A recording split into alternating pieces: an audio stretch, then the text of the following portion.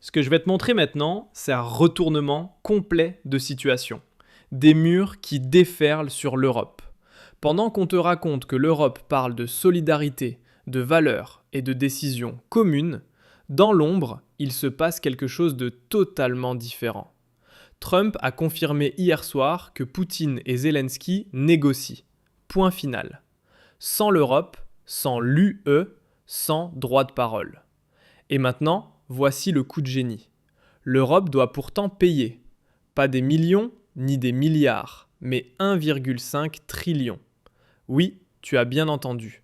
Nous n'avons absolument aucun droit de regard, mais on nous demande d'être le payeur. Pourquoi ce sommet à 3 se déroule-t-il alors ? Et qui est en train de conclure le plus gros accord de sa vie ? Nous allons éclaircir tout cela maintenant. Donald Trump a eu une semaine de travail extrêmement productive.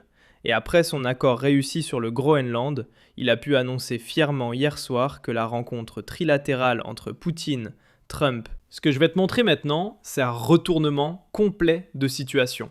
Des murs qui déferlent sur l'Europe. Pendant qu'on te raconte que l'Europe parle de solidarité, de valeurs et de décisions communes, dans l'ombre, il se passe quelque chose de totalement différent. Trump a confirmé hier soir que Poutine et Zelensky négocient. Point final. Sans l'Europe, sans l'UE, sans droit de parole. Et maintenant, voici le coup de génie. L'Europe doit pourtant payer. Pas des millions ni des milliards, mais 1,5 trillion. Oui, tu as bien entendu. Nous n'avons absolument aucun droit de regard, mais on nous demande d'être le payeur. Pourquoi ce sommet à 3 se déroule-t-il alors ? Et qui est en train de conclure le plus gros... Ce que je vais te montrer maintenant, c'est un retournement complet de situation. Des murs qui déferlent sur l'Europe. Pendant qu'on te raconte que l'Europe parle de solidarité, de valeurs et de décisions communes, dans l'ombre, il se passe quelque chose de totalement différent. Trump a confirmé hier soir que Poutine et Zelensky négocient. Point final. Sans l'Europe, sans l'UE, sans droit de parole. Et maintenant, voici le coup de génie. L'Europe doit pourtant payer. Pas des millions ni des milliards, mais 1,5 trillion. Oui, tu as bien entendu. Nous n'avons absolument aucun droit de regard, mais on nous demande d'être le payeur. Pourquoi ce sommet à 3 se déroule-t-il alors ? Et qui est en train de conclure le plus gros accord de sa vie ? Nous allons éclaircir tout cela maintenant. Donald Trump a eu une semaine de travail extrêmement productive. Et après son accord réussi sur le Groenland, il a pu annoncer fièrement hier soir que la rencontre trilatérale entre Poutine, Trump et Zelensky aurait finalement lieu. Poutine et Zelensky veulent conclure un accord, selon Trump. Jeudi, à bord de l'Air Force One, Trump a déclaré qu'il y avait eu des moments où aucune des parties ne voulait parvenir à un accord diplomatique, mais qu'il pensait maintenant que les deux souhaitaient conclure un marché. Il a ajouté que le principal obstacle était le différend territorial. C'était complexe, il y a des flux routiers, il y a tout, a-t-il dit. Trump a salué la perspective des premières négociations trilatérales entre les délégations russes, américaines et ukrainiennes aux Émirats arabes unis et a déclaré « Chaque fois que nous nous rencontrons, c'est une bonne chose. » Et honnêtement, pour moi, c'est une grande surprise car, après les derniers échanges, toutes les négociations de paix semblaient avoir échoué. Zelensky avait refusé d'accepter le plan de paix en 28 points de Donald Trump, et Poutine, de son côté, avait rejeté le plan en 20 points de Zelensky. Ajoutez à cela que, il y a 3 semaines, Zelensky avait lancé une attaque par drone contre la villa de Poutine, et ce dernier avait alors déclaré que tous les accords précédents étaient désormais caducs. Ces dernières semaines, on n'entendait que cela. Pas de négociations directes, pas d'accord, et pas de rencontres au plus haut niveau. Et maintenant, voilà que tout change du jour au lendemain. Alors, pourquoi diable ce sommet trilatéral a-t-il soudainement lieu ?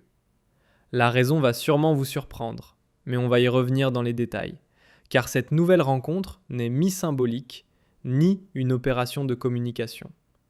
Officiellement, il s'agit de finaliser les garanties de sécurité. Et maintenant, voici le point vraiment choquant. Cette rencontre ne doit pas avoir lieu dans 2 ou 3 semaines, mais dès aujourd'hui ou demain.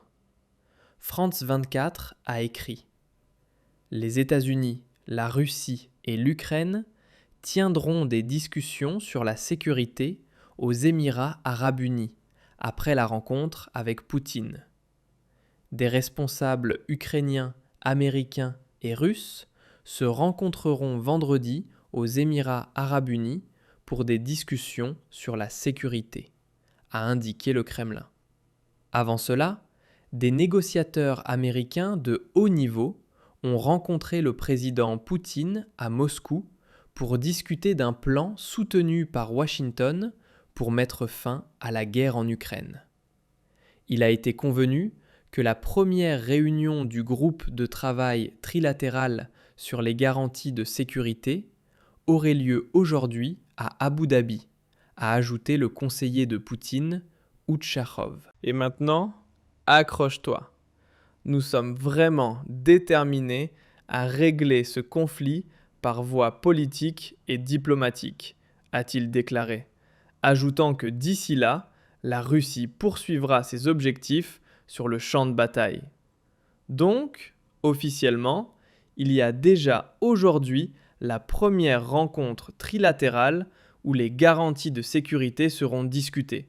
Mais bien sûr, la Russie garde toujours la porte ouverte pour imposer ses exigences sur le champ de bataille. Et le terme « garantie de sécurité » peut sembler d'abord technique, presque inoffensif. Mais en réalité, c'est la question centrale de ce conflit. Car des garanties de sécurité, ce n'est pas la reconstruction, les aides financières ou les déclarations de solidarité. Les garanties de sécurité signifient qui protège l'Ukraine et jusqu'où? Qui intervient en cas de crise? À quel moment? Et quelles lignes rouges seront respectées après l'accord? Il ne s'agit donc pas d'argent, mais d'engagement militaire, de pouvoir et de la question de savoir qui escalera le conflit en cas de nécessité. Et c'est précisément pour cela que ces trois acteurs, la Russie, l'Ukraine et les États-Unis, sont les seuls à être autour de la table des négociations. Et maintenant, ça devient vraiment chaud. Car il y a un chiffre qui, même pour les initiés de l'UE, est décrit comme une véritable bombe politique. Et au fait, l'Europe, d'où viendraient ces garanties de sécurité? L'Europe n'est même pas capable de garantir sa propre sécurité. Mais vous savez quoi? L'Europe s'est très bien payée. Parce que l'UE a déjà versé des milliards, livré des armes, soutenu politiquement et pris les plus grands risques économiques, donnant sans rien recevoir en retour. L'Europe s'est transformée en simple payeur. Et c'est exactement ce qui doit se reproduire. Voilà pourquoi nous arrivons à un point où vous allez en rester bouche bée. Car des documents ont fait surface, et cette fois, ce ne sont plus des millions ou des milliards dont il est question, mais des trillions. Oui, vous avez bien entendu un B devant. Orban avertit qu'il s'agit de 1,5 trillion de dollars de dette ukrainienne et parle carrément d'une bombe atomique. Les chefs d'État et de gouvernement de l'UE continueront d'endetter leur pays s'ils soutiennent des programmes d'une valeur de 1,5 trillion de dollars pour couvrir les dépenses ukrainiennes, a averti le Premier ministre ukrainien Viktor Orban vendredi. Lors d'une conférence de presse à Bruxelles, Orban a déclaré qu'il avait reçu un document interne de l'UE qu'il ne pouvait pas montrer publiquement, mais que, selon lui, son contenu équivalait à une approbation pour des dépenses ukrainiennes supplémentaires et l'avait frappé comme une explosion atomique dans la poitrine. Et maintenant, tenez-vous bien, il y a une demande ukrainienne selon laquelle l'UE devrait disposer de 800 milliards de dollars dans les 10 prochaines années, et un document a confirmé que cela serait approuvé, a ajouté Orban. Il a ajouté que cette somme était uniquement destinée à la reconstruction et ne comprenait pas encore